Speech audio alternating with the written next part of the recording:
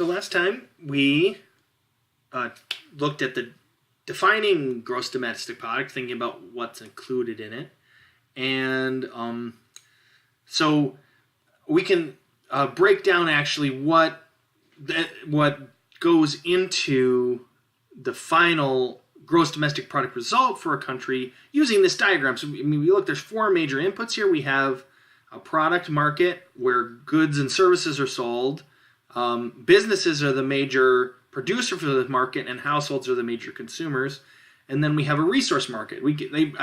This in other contexts would be called like a labor market, at least partly, right? There are more markets than just labor that happen, but that's a big one, right? So people go onto the labor market, offer to work for wages, and their labor is then used by businesses to produce things for the product market, right? So it comes full circle. And so that's going to feed in how we think about defining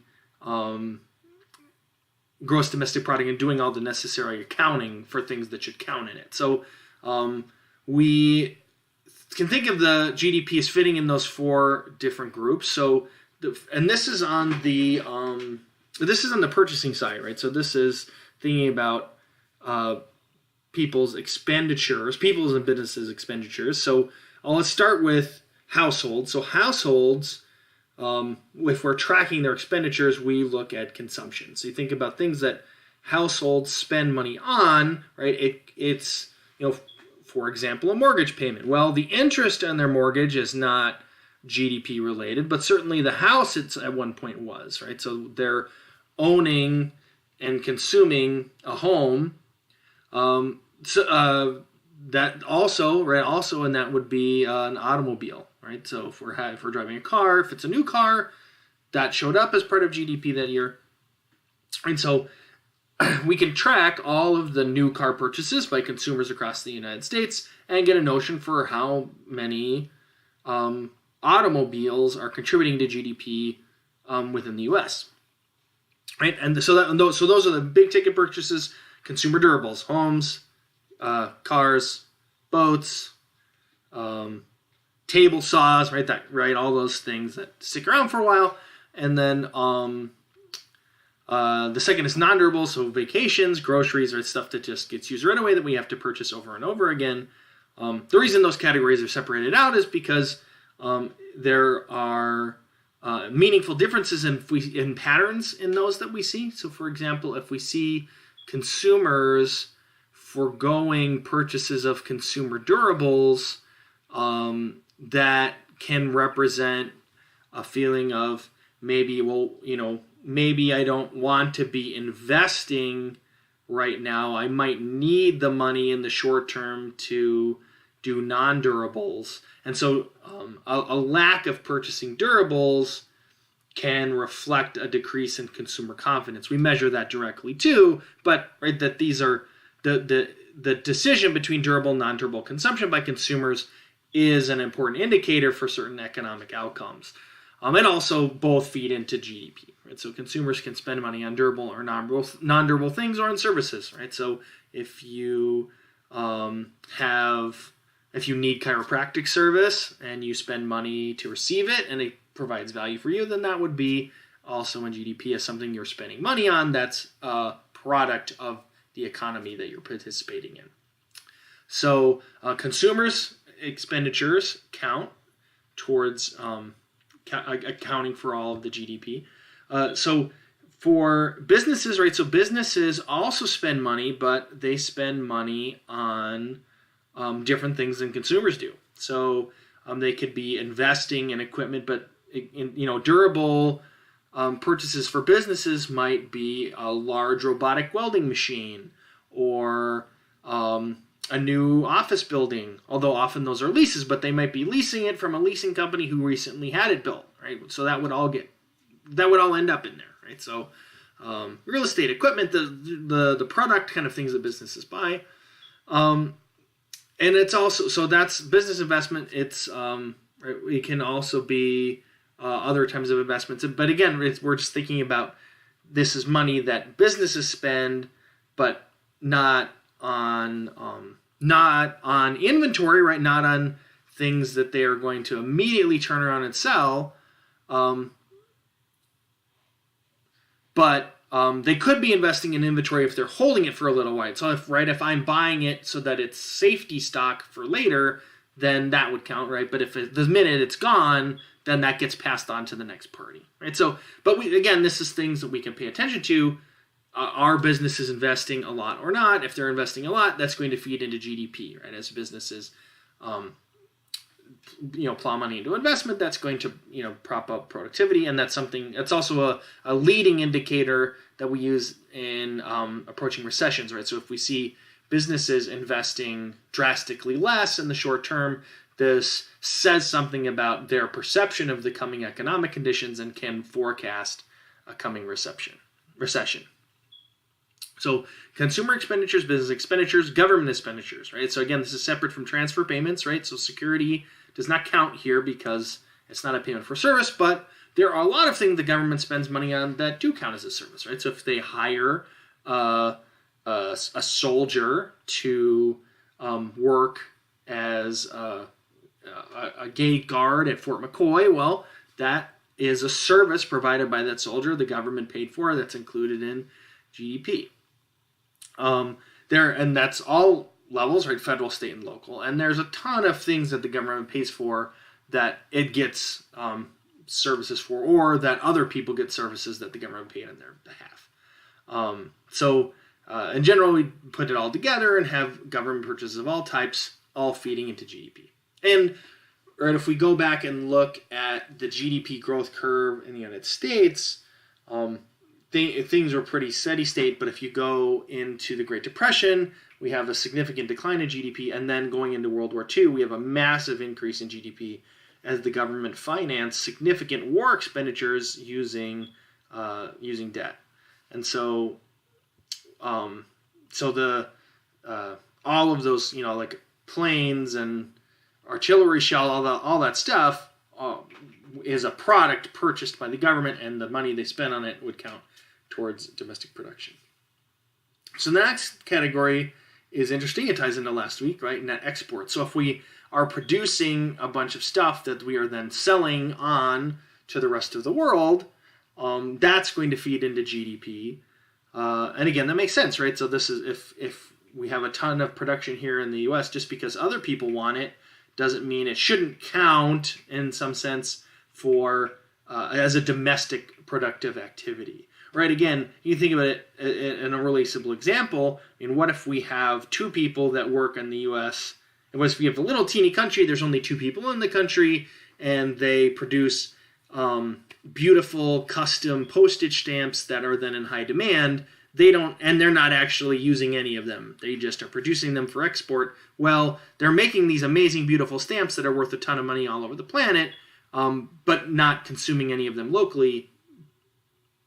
But at the same time, if we're looking at the domestic production of that teeny nation, of that two-person nation, it is quite large, right? Those stamps they're producing are worth a lot. They're not being consumed locally, but that's irrelevant for the purposes of calculating domestic product. Again, to represent the fact that they have produced a lot of stuff, right? And naturally, right, if they're producing a ton of value from stamps, that value would flow back to them, and maybe they then turn around and walk across the border to the neighboring country and buy nice restaurant meals and massages and hotel rentals, right? So there could be a whole domestic production thing happening next door because they are using their revenues from their stamp production. And so again, for accounting purposes, we need to keep track of things that we send overseas because it was produced domestically. Now in the United States, we're backwards, right? So we are net importers, and so the fact that we are shipping out less than we're consuming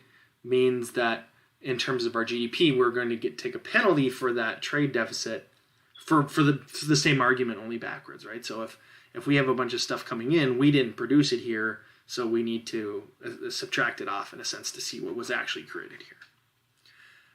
You get to roughly the same outcome doing it on the income side, right? So instead of looking at what did people spend money on, you can look at, well, what did they earn?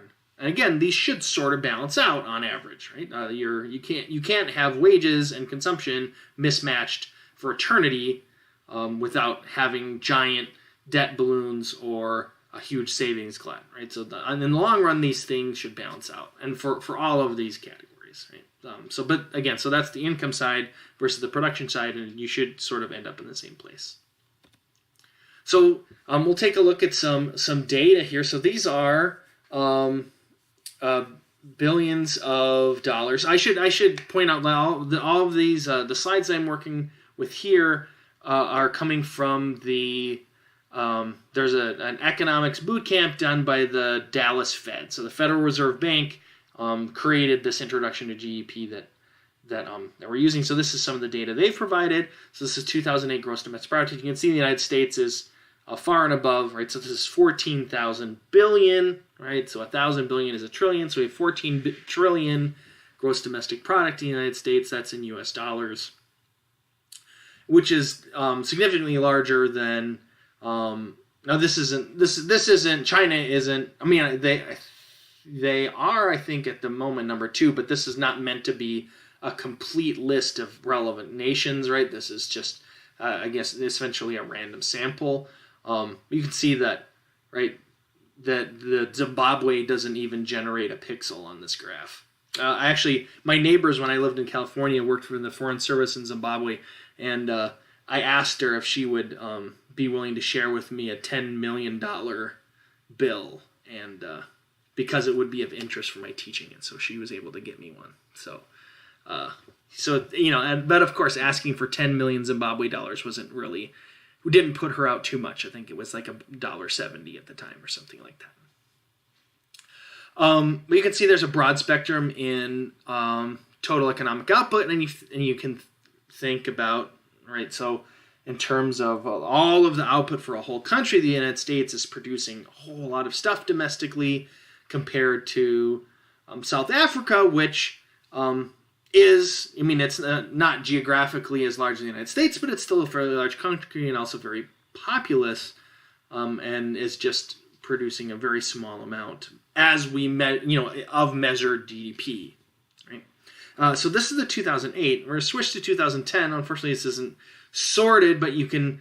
In the previous slide, we saw that China was number 2, which is still in the case. Of these countries, is still number 2, which is the same in 2010, but Russia and Brazil have switched just in this 2 years, and also India, right? So if we go back to 2008, India is lagging behind Brazil and Russia. Both India and Brazil are lagging behind Russia, and here India and Brazil are larger than Russia. And right, this is right. The Russian economy is very resource based, in particular oil, and so as oil prices fall. Even if Russia is producing the same amount of oil it always produced, it's going to have a smaller dollar value because oil sells for less. And so the whole Russian economy is subject to these to these fluctuations in commodity prices. And so we have some changes, but in general we get nothing drastically changes in those 2 years. We still have the United States significantly bigger, although so China is growing relative to the United States, which we'll see in a minute when we look at some of our readings for today.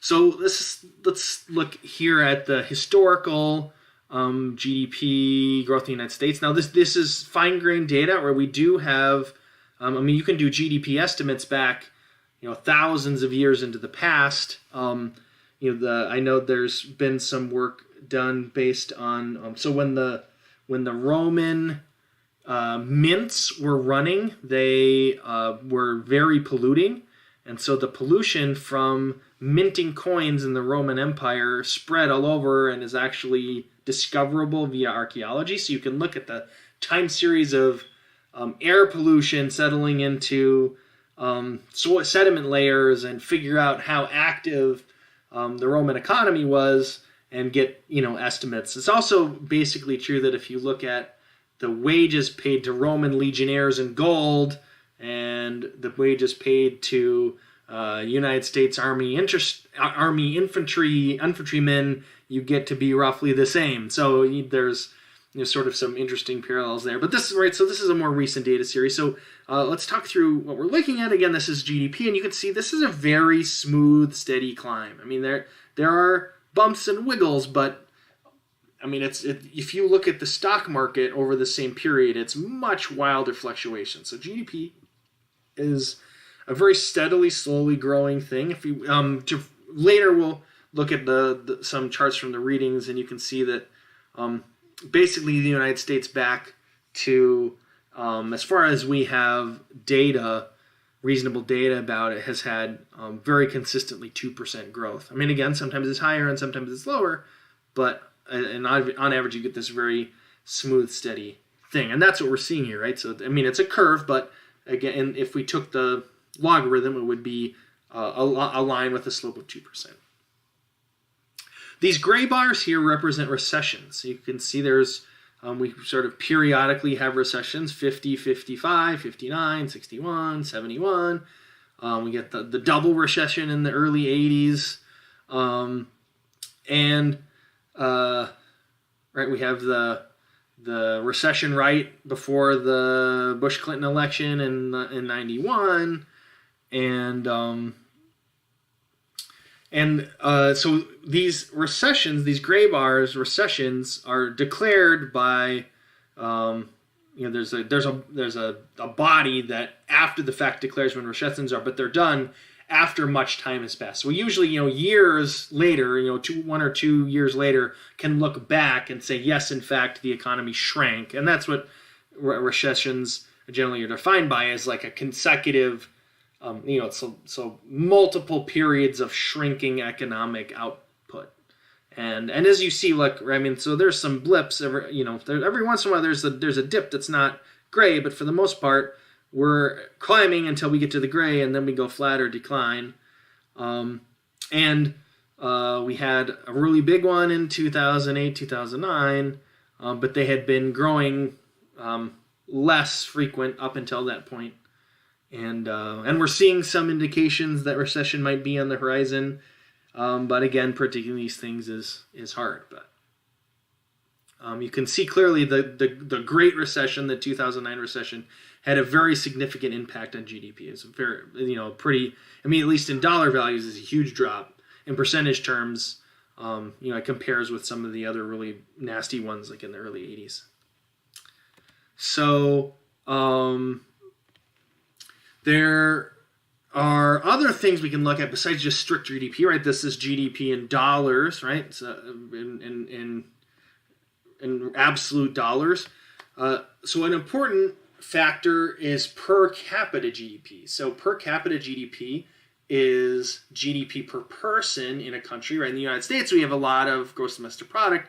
We also have a lot of people, right? I mean, we don't have China levels of people or India levels of people, but compared to, say, even a Germany or a France or a Spain, we have a lot of people that live in the United States. So, of course, it's very easy to have a lot of economic production when you have a lot of people. And so it's reasonable to say, well, given your total economic output of your country, then how much does each person sort of get?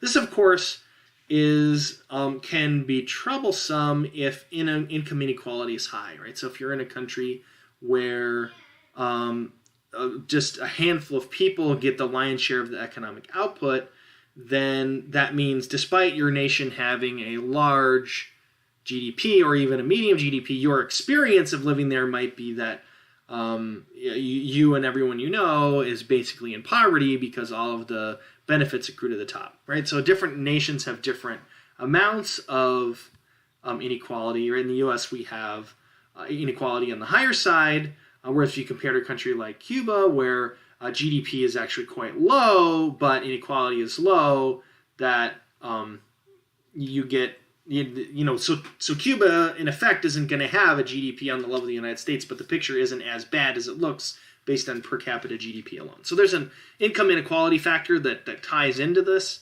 But ultimately, even if you have very unevenly distributed GDP, or income at least, if the production, if the consumption actually happens locally, it does feed back into the local populace a little bit, but it's not perfect. So GDP per person is something we pay attention to as well, and then now real GDP versus nominal GDP. This matters because if the currency decreases in value, right? So if my nation's currency declines, we might produce the same amount of stuff in terms of dollars, right? So whatever the local dollars are, but that ultimately this is less valuable because the currency is worth less. So think about it this way, right? So imagine I'm in a little village and I have some nursing care and some farming and a toy shop, and we're just all trading with each other, and the amount of productivity we're doing is staying constant, right? The nurse still works 40 hours a week, the toy maker still makes 8 toys a day, right? It's all sort of stable, but our currency has declined. Well, now the value of all the stuff we're doing has declined as a global measure, even though our experience of it has not. So depending on the context, it's important to break down whether we're dealing with real or nominal GDP. Naturally, nominal is what you're going to measure, and then we do an adjustment to get to real based on inflation.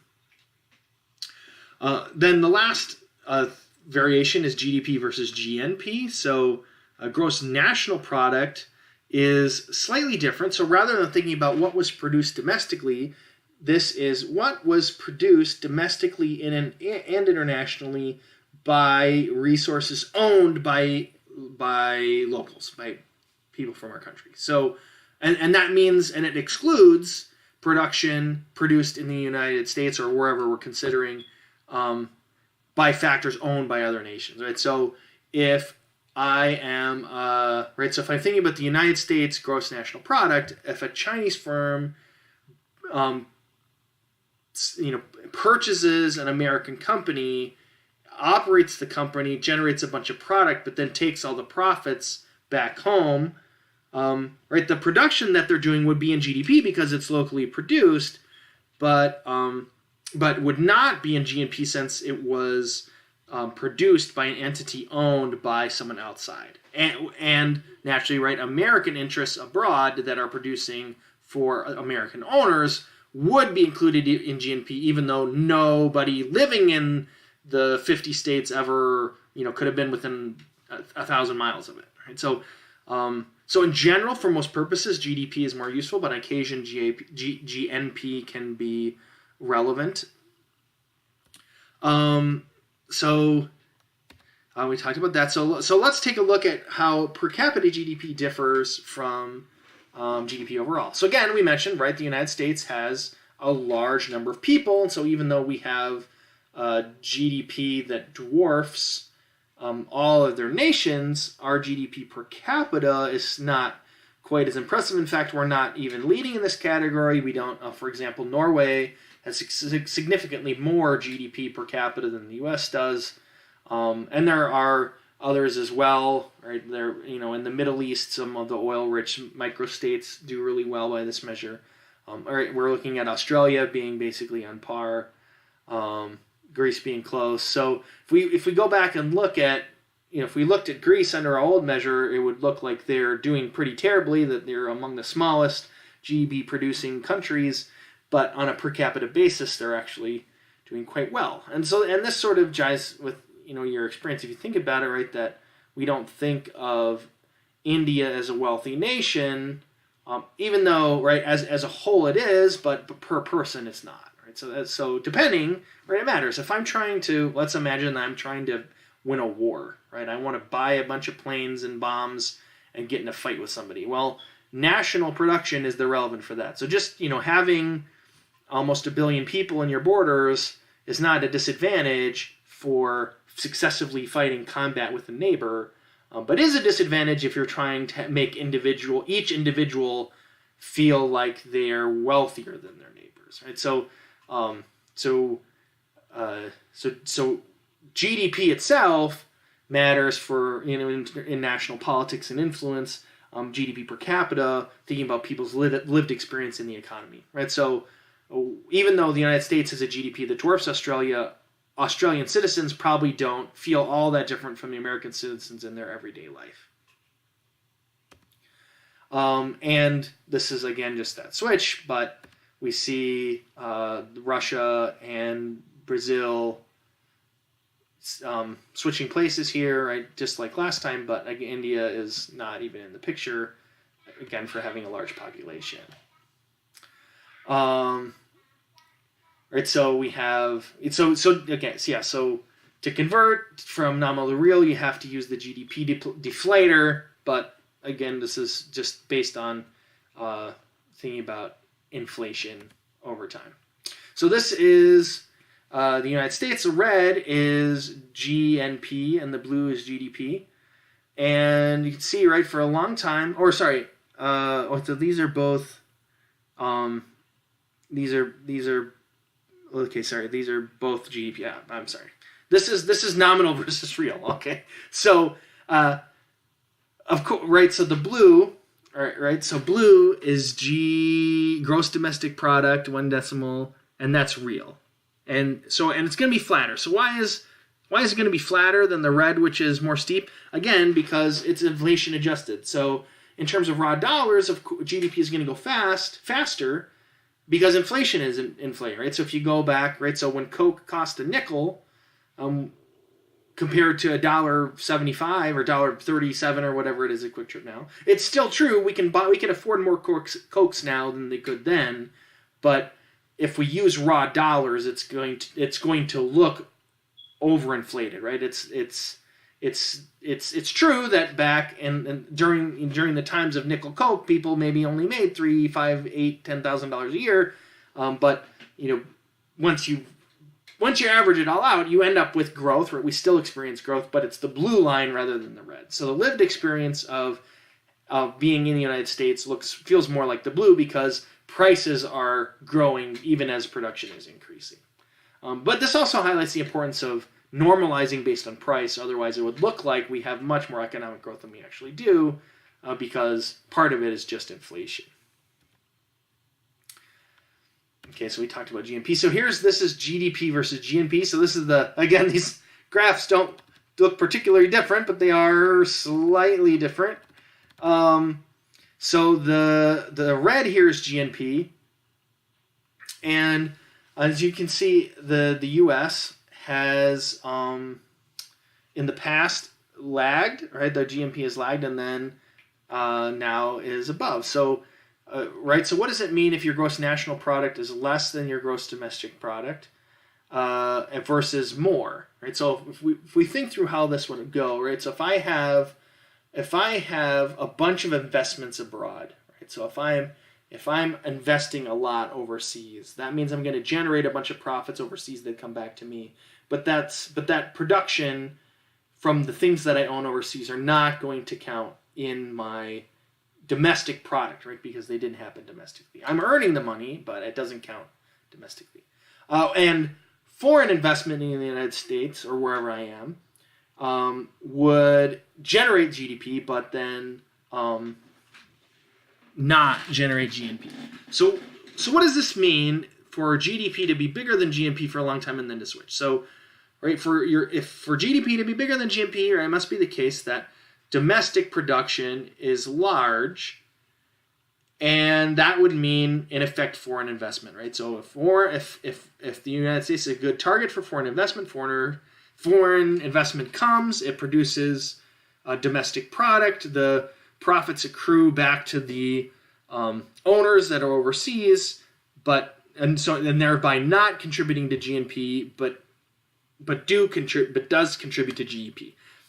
So that would drive up GDP, drive down GNP, and then the reverse would mean we have a lot of American investors that are investing abroad. So what's this picture telling us? So it's saying over these decades from 1950 to 2013 or so, we switched from being a nation that was invested in to a nation that invests abroad, and this is, to some degree, maybe not a huge surprise. If we think about how the economy looks now than how it did in 1950, we have a lot more globalization going on, right? So if I'm a person with money in the United States in 1950, it probably makes sense to invest here in the United States.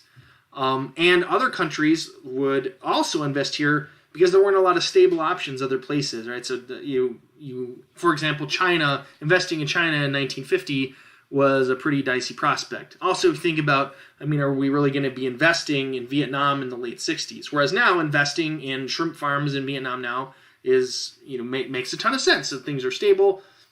And so with the fact that globalization has increased, means that in the United States we have our relative size of GDP versus GNP is switched. So so that's getting towards the end of thinking about just the broad strokes of GDP. Things that we don't have in there that matter are leisure time. And this is really important if we think about comparing the U.S. to Europe. So the democracies of Western Europe tend to have much stronger, hour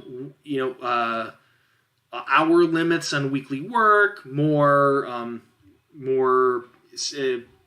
mandatory vacation time or paid vacation time, right? Longer maternity leaves, right? The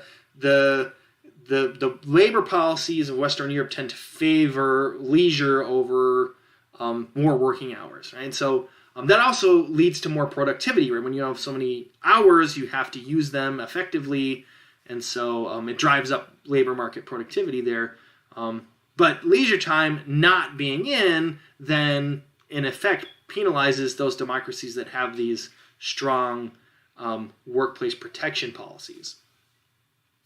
And so we, thinking about GDP as an effective measure, we worry about it.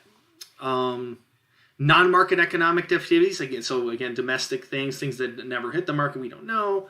So this is a big one: environmental quality and resource depletion, right? So if you think about the case of China, they have a ton of economic growth, but in some areas have had really severe air quality problems, and have made the decision, right, that the local governments have made the decision in some places to focus on improving air quality and reducing the environmental impact of their economic activities. And so actually China as a nation is a really strong investor and has had a ton of economic development in producing emissions-free busing. So an electrically powered bus is a really is a big area of investment in China right now. We don't see a lot of it happening in the United States, right? So again, as those investments kick in, those will bear results in improved air quality, which will be a blessing and economic positive for people living in those cities, and but that improvement in their lives is not going to show up in GDP, right? So we're investing in something that then ultimately isn't going to be measured, but is nevertheless beneficial, right? And so that's maybe a consistent theme with these is, just because it's helpful doesn't mean it gets measured, and just because it's measured doesn't mean it's helpful. Quality of life, right? So if I work really hard and am injured and then spend the latter third of my life convalescing, that's a significant, right? So my loss of ability to work would be reflected in GDP, but the loss of my ability to go fishing or to play with my grandkids isn't necessarily going to show up, right? So again, it's the soft stuff. Poverty and economic inequality, right? So especially in GDP per capita, if we have huge inequality, you can have a ton of abject poverty in your nation and still have a lot of production, in particular in resource-rich countries, right? So if we have oil wealth or diamond wealth or copper wealth or whatever, resource extraction we're doing, and all of the benefits to those resource extractions goes to an economic elite or the politically connected or whatever it is, then you can have a lot of production, it just doesn't benefit the people who actually live in the country. And then the fact that so another issue is just dealing with these exchange rates. They change all the time, and so relative GDPs change all the time, every minute of every day, but in fact production tends to be fairly stable. So when we're doing country-to-country comparisons, we have to deal with these changing exchange rates, and which is tied into central bank policies and interest rates, and so again thinking about how these all work as a system. So if so and so central bank decides to aggressively champion growth and isn't worried about inflation, that can lead to reducing the value of their currency, which would make their GDP small relative to a different country, even though that was done deliberately and isn't intended as a long-term thing, or possibly. Sorry, so those issues can creep in there. So it's from Robert Kennedy. This kind of sums up nicely, right? GDP does not allow for the health of our children, the quality of their education, or the joy of their play. It does not include the beauty of our poetry or the strength of our marriages, the intelligence of our public debate, or the integrity of our public officials. So it's really a point of humility made here. Nevertheless, paying attention to it is important. It just isn't unambiguously good when it goes up or down. Right, part of the reason to track GDP is to think about making it bigger, right? If it's bigger, we have more stuff. Again, right, there's a bit of we can do some consumption moralizing there, but in general, if we have more economic opportunities, that's people tend to like that, right? And so if we can increase the quantity or quality of goods or services in a country, that will result in growth in GDP as a measure. And as GDP grows, then we have higher living standards and more availability of luxuries, or whatever, all these good things that come out of economic activity. And so we can say, well, if we're interested in GDP and if we're interested in it getting bigger, what do we look at then? And so typically we'll say the annual percentage change in real GDP is something we pay attention to, right? So if our real GDP is getting bigger, we have a bigger economic pie. You can also look at, right, the growth in GDP per capita, which depending on the, if your population is growing or shrinking, will look a little different. But that's, again, something that, in general, politicians and policymakers and people with a vested interest are trying to at least make sure that they're doing what they can to make economic growth consistent or effective.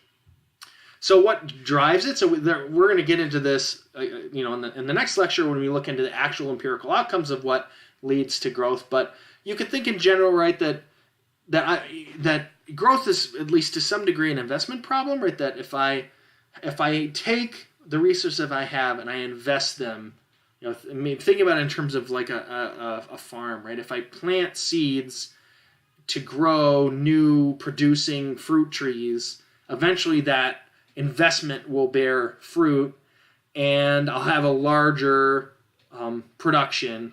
That as long as I continue doing that, I will continue to experience growth, where growth is quite literally the growth of my trees and the growth of my farm. But that, as a metaphor, applies to lots of things, right? So if I invest in education, maybe I get a master's degree that makes me more valuable employee and more productive. Now, so that's an investment, but then now I am more productive, and so I have my personal contribution to product is increased. Right? So there's basically growth happens when we do things smarter, and that includes a lot of things. So we can make resources available, we can make individuals more productive, we can increase production technology, right? So the internet is a classic example of a production technology that drove productivity, right? So as communication increases, we lower barriers, we can more efficiently allocate resources, and that leads to growth.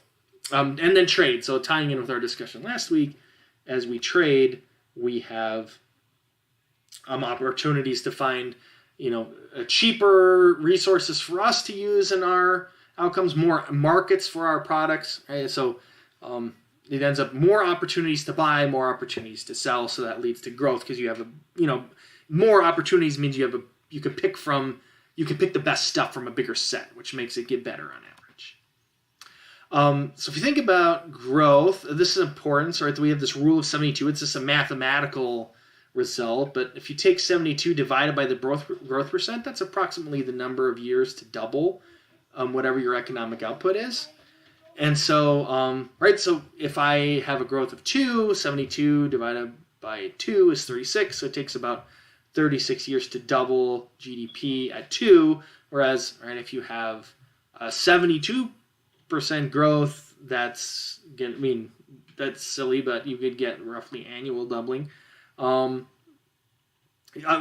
it doesn't work for big numbers because that would be more like 100, but around the small numbers it works pretty good. So just looking at these are again recent growth rates. It's not perfect, because we know the U.S. going back for a long time is 2%, but in the short term it could go 3. So if we're at 3, then it takes 24 years for the United States to double. Or if we go down to China at 10, it would take only 7. Whereas Greece, with a shrinking economy, will never double. And so it really makes a huge difference, right? So if like a 9 versus 3, again, it just works in percentages, right? So if I'm growing at 9 instead of at 3, that's 3 times bigger, and so it takes 3 times less time. And years to double. I mean, doubling is a big deal. I mean, basically you can think, well, if my economy doubled, right? Let's just say, I mean, what if in the United States our economy doubled every 8 years? Well, that would mean that you could think, well, right now I live whatever, the house that I live in, and the cars that I drive and the food that I eat kind of looks how it looks. But so I have a 2-year-old son. And we could say, well, when Elijah is 12 instead of 2, we'll have 2 houses and 4 cars and twice the food, right? I mean, that would be a huge difference in our life to have that amount of just that difference, right? So a doubling is a really crazy amount. But of course, it doesn't happen at once, and it doesn't usually happen in 8 years or 10 years. It takes much longer. But right over a generation, these changes are pretty significant. And we've all seen it. So we really have access to a lot of stuff that, I mean, we all definitely, I mean, if you go back to the 80s or 70s, we had access to a lot of these things too, but maybe not in the amounts or in the quality, right? So a cell phone in the 90s doesn't do what cell phones in the 2018s does, not even close, right? And again, we have these growth. So we think about feeding growth in the long term, but we have business cycles that, I mean, sometimes we contract, sometimes we grow quickly, but we get this on average a long-term growth trend. So in the next piece, we'll take a look into more detail at some real economic literature on what drives growth and what are the different things that matter for making growth larger or smaller, and look at some historical trends and really get into actually some real economics on changing GDP over time.